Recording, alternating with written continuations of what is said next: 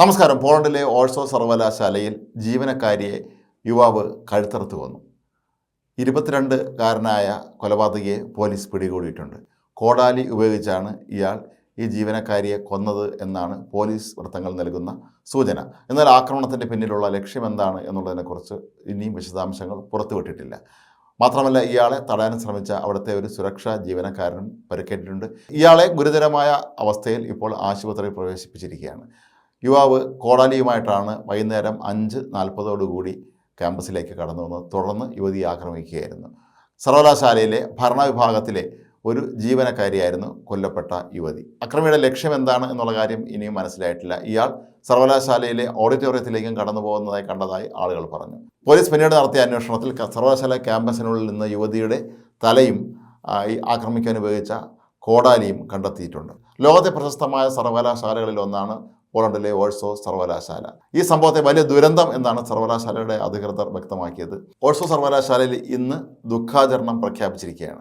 സർവകലാശാലയിലെ മുഴുവൻ ജീവനക്കാരുടെയും വിദ്യാർത്ഥികളുടെയും പേരിൽ കൊല്ലപ്പെട്ട ജീവനക്കാരിക്ക് ആദരാഞ്ജലി അർപ്പിക്കുന്നു എന്നാണ് സമൂഹ മാധ്യമങ്ങളിൽ സർവകലാശാല അധികൃതർ ഇപ്പോൾ പോസ്റ്റ് ചെയ്തിരിക്കുന്നത്. മരിച്ച വ്യക്തിയുടെ കുടുംബത്തോടും പ്രിയപ്പെട്ടവരോടും ഞങ്ങൾ ദുഃഖവും സഹതാപവും പ്രകടിപ്പിക്കുന്നതായി സർവകലാശാല പ്രസ്താവനയിൽ പറഞ്ഞു. ലോകത്തെ പ്രശസ്തമായ സർവകലാശാലയിൽ ഒന്നാണ് ഓൾസോ സർവകലാശാല.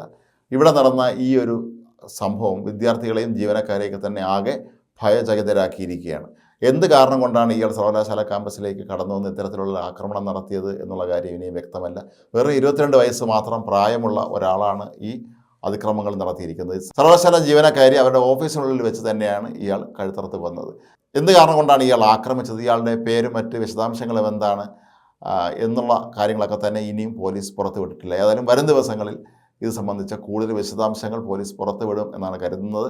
ഈ സംഭവത്തിലേക്ക് നയിച്ച ഗൂഢാലോചന ഉണ്ടായിരുന്നോ, മറ്റെന്തെങ്കിലും കാരണം കൊണ്ടാണോ ഇയാൾ ആക്രമിച്ചത്, ഇവർ മുൻപരിചയക്കാരായിരുന്നോ തുടങ്ങിയ നിരവധി കാര്യങ്ങളിൽ ഇനിയും പോലീസ് ഉത്തരം നൽകേണ്ടതുണ്ട്. കൊലയാളിയെ പോലീസ് ബലപ്രയോഗത്തിലൂടെയാണ് പിടികൂടിയത്.